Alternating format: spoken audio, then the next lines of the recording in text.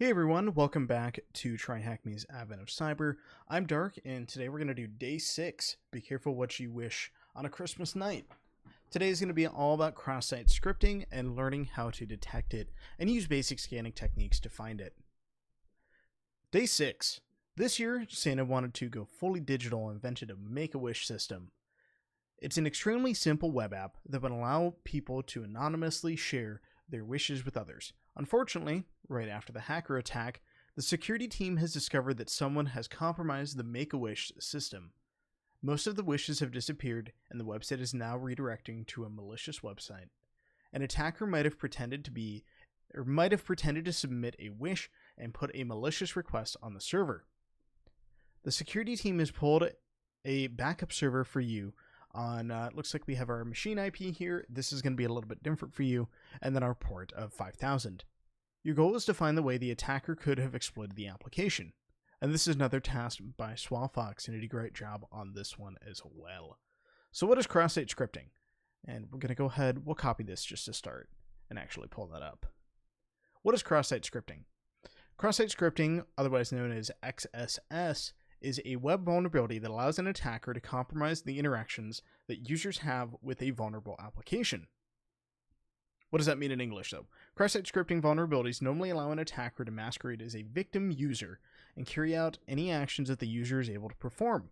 So we can embed JavaScript code that runs when a victim user loads the page and does actions as them.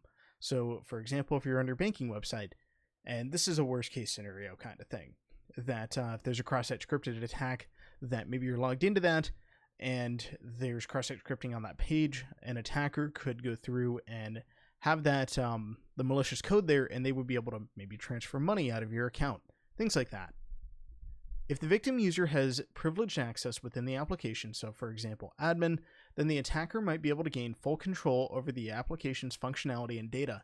Even if a user is a low privileged one, cross-site scripting can still allow an attacker to obtain a lot of sensitive information. Why does it work like that? One sec, let's go ahead and grab our web app real quick.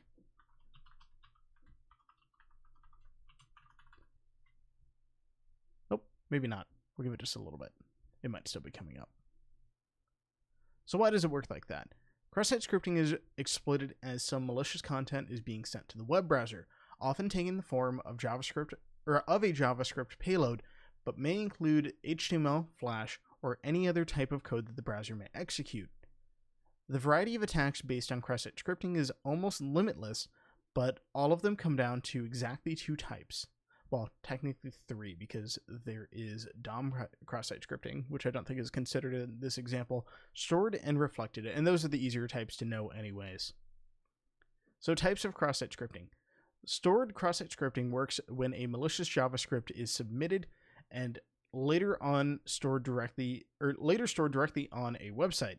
So think of this as like a forum post that you submitted, and anyone that opens up that forum post or that thread has that reflected back at them. It's something that is stored and it is permanent until removed on that website. For example, comments on a blog post, user nicknames in a chat room, or contact details on a customer order. In other words, any content that persistently exists on the website and can be viewed by victims. So here we can see we have a normal comment, which is just a paragraph, and I'll highlight this to make it a little bit easier to read. So normal comment, and then your content goes here, and then we have these script tags that appear here that would just be loaded with the web page itself. If this isn't making any sense, I do recommend taking a look at the Room Web Fundamentals by Ninja JC. That is just a basic run through of how the web works. And it talks, I believe, a little bit about this. It is also worthwhile knowing just a little bit of HTML just for this task. Let's say we have a website with comments, so the code shown above in this specific example. A normal comment is put under the paragraph tags and displayed on the website. A malicious user can put script tags in that field to execute the evil code function. So we can see we have our evil code function there every time a user sees this comment. Stored cross-site scripting gives an attacker an advantage of injecting malicious JavaScript behind images. By using an image attribute, it is possible to execute custom JavaScript code when the image is viewed or clicked. For example, we have our image and then we have our source there, which is going to be the link. And then on mouse over, we have the alert cross-site scripting. This is going to just be a pop-up on the web page. That's something, this is a very, very common bypass when you start getting into bug bounty and web hacking. This is something that you're going to get pretty familiar with. In this case, an attacker embeds an image that is going to execute an alert with the pop-up info of XSS if the user's mouse goes over it. Say we have a web application that allows users to post their comments or post comments under the post. So here we can see that it looks like we have a user that is posting here, and then we can add a comment down below.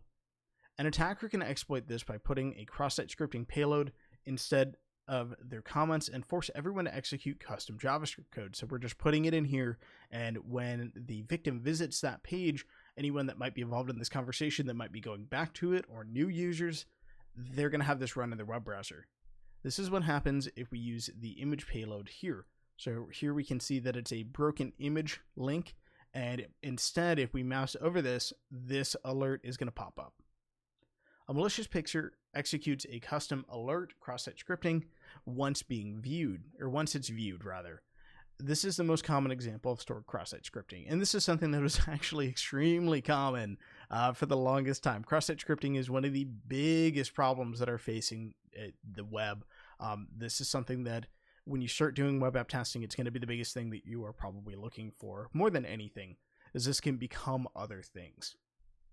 Reflected is another type of cross-site scripting that is carried out directly in the HTTP request and requires the attacker to do a bit more work. So this is typically something that is going to be in the URL. We'll go into this in just a moment, but it is included in the request as a lot of times a get parameter that we saw in day 2. And then when you put it in there, it immediately pops back up on the screen. When you're looking for this, the biggest thing to look for is sometimes you can have text that if you submit something and you immediately see what you typed in, so maybe you're searching for something, you see it pop back up on the screen. If that happens, you should probably be looking for reflected cross-site scripting. An example of how this could be malicious JavaScript is it could be in the link or in the search field, as I just mentioned. The code is not stored on the server directly, meaning the target user should compromise, or they would be compromised rather by clicking on the link. This is often used in phishing attacks. Here's a quick example of a URL with a malicious JavaScript included. So here we can see that we have https://somewebsite.com/title page ? With an ID parameter here. And then we have our JavaScript here that runs our evil code function. Any user that clicks on the link is going to execute the evil code function, eventually falling under cross-site scripting attack. Let's say a website is using a query string keyword in its URL. And here we can see that URL example that I was talking about, where we have our site IP here, and then we have reflected as our actual the page that we're accessing, or the directory rather that we're accessing. And then we have our parameter here, keyword, and then we have hello there. And we can see an example of this in Firefox. A search query is put after this keyword parameter. The cross-site scripting can be exploited by putting a payload instead of the search query. So if we take that hello and we put JavaScript code there, and we're going to see that right down here. The URL starts with just a normal URL, and then by adding text onto the keyword, we can perform a reflected cross-site scripting attack like the following, where we have our script tags. And that results in an alert box with the number 1, which we put in that alert, on our screen here. Bingo! That reflected cross-site scripting was successfully exploited in this example. How do we actually detect cross-site scripting? Both reflected and stored cross-site scripting vulnerabilities can be detected in a similar way through the use of HTML tags such as header 1 or just bold tags or others. Just embedding them anywhere, a lot of times these are going to get past your filters and you're going to see random bolded letters on the page and you're going to think, okay, cool, I'm going to have cross-site scripting here. The idea is to try out inputting text with those tags and see if it produces any differences. And we talked about this a little bit in, I believe, day 4 with the idea of fuzzing. So if you see somewhere, the most dangerous part of a web application is whenever you accept a file or any form of user input, because the user, you can't trust what they're going to provide because you can get malicious users. Anywhere that you see that a user can throw things into or put anything into is where you should fuzz. And that can be a lot of places depending on the website. Generally speaking, if you find cross-site scripting on a website and it's in one place and the website's pretty big, let's use Wikipedia for an example. If you find cross-site scripting on one of their pages, maybe you make a new page and it has a cross-site scripting issue. You can generally assume it's going to be across every single page, because usually whatever developer implemented it on that page probably worked on the other pages, and it's usually implemented in the same way across all of them. So a bonus section here, mitigating cross-site scripting. The rule is simple. All user input should be sanitized at both the client and the server side so that the potentially malicious characters are removed. That means that you're going to have JavaScript that's going to check it on the client side, and then you're going to have sanitization libraries that are in use on the server side. If that just sounds like Latin to you and it doesn't make any sense, don't worry about it right now. That's something that, again, as you get into web hacking, or if you go and look at the AWAE course that OffSec offers, or something like that, you will start going through and learning quite a bit more about it at that point. Smart developers should always implement a filter to any text input field and follow a strict set of rules regarding processing the inputted data. For more info about this, you can check out the OWASP guide. This is a link to their cheat sheet pages on GitHub. Definitely worthwhile checking out, and if you have a little bit of time, dig into that. And then some other resources here. We have the Payload All the Things GitHub repository. This is definitely something that you're going to want to check out. And then we have the cross-site scripting payload list, and these are both great resources. Payload All the Things is one of my favorite GitHub resources, or GitHub repos rather, and this is something that you should probably have starred. All right, and that is going to do it for the reading portion of this task. I'm going to go ahead and take a quick pause, and when we come back, we're going to solve the activity that we are looking at. All right, and we're back. That took me an embarrassingly long amount of time to realize that I had a 2 here, or I had a 4 there instead of a 2, and I actually ended up scanning the host and seeing that, oh, that's just down. Okay. Oh gosh, yeah, we won't worry about that. Surely no one in the comments section is going to remind me that there's supposed to be a 2 there. So that being said, I've got the site all pulled up here, and here we can see that we have Santa's official Make-A-Wish website. It looks like this version is, this is our backup server, and it is not actually corrupted or anything. It hasn't been griefed. So what vulnerability type was used to exploit the application? So since it came up every single time as referenced by the text at the top, that would have been a stored cross-site scripting attack. What query string can be abused to craft a reflected cross-site scripting attack? So what we can do, let's type just a base query here, and it looks like we have our parameter of Q, which would be lines up with what we see over here in the actual question. Take a minute to go through task 4 of this room, OWASP Zap. This is the free version, effectively, of Burp, one of the free competitors, rather. There's a couple of them, and this is definitely something that I recommend jumping into. I'll have a link to this room in the video description as well. This is a fantastic tool to know how to use.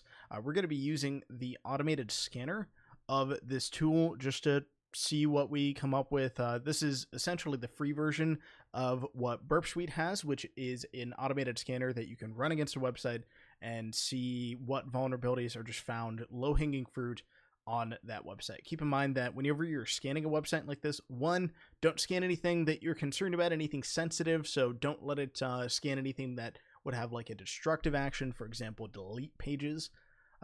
Additionally, whenever you find things with the scanner, you need to go back through and confirm them yourself.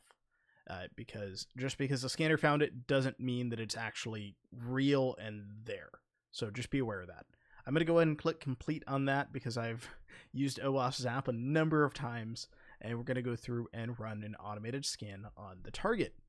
So we'll pull that up. I'm going to move this down just a little bit, and I'm going to close my terminal session that I definitely wasn't running Nmap on this host or anything. Why would I ever do that? It's not like I'm accidentally started scanning the wrong host or anything. Yeah, we won't worry about it. This is fine. And we're going to plop this in here and scroll down just a little bit. Maybe not. Automated scan. And we're going to highlight that, paste that in, and we're going to click attack. And we'll see how many alerts we end up getting. Even then, if you have any difficulties with this, I will give the answers here, and it should give us everything here in just a moment. It looks like it's got everything that we wanted. First off, we have how many alerts does it display. It's going to be 5 that we've got right there. And then how many types of cross-site scripting are there in the scan? So we have persistent, which is going to be that stored, and then we have reflected.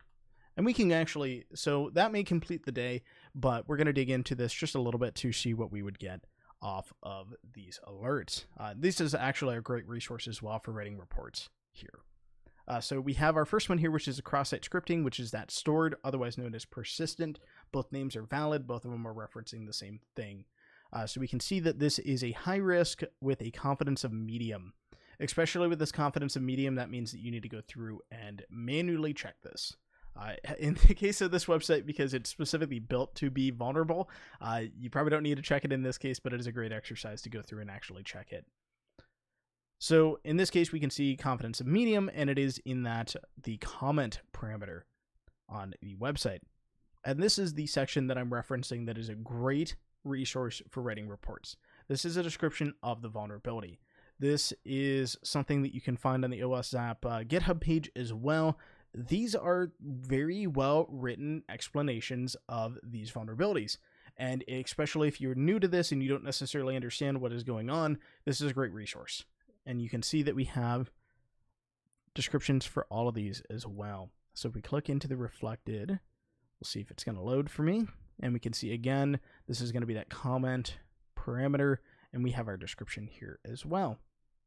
There's a couple other interesting vulns here. For the sake of this room, since we're just talking about cross-site scripting, I'm going to omit these. If you have any questions about this, as always, I will have the TryHackMe Discord linked in the video description below. This is definitely something that if you are interested in learning a little bit more, I recommend clicking into these and looking at these descriptions and doing some just basic Google searching, as it's definitely something that's going to help you in your career. That being said, I will see you guys tomorrow with day 7, and have fun hacking.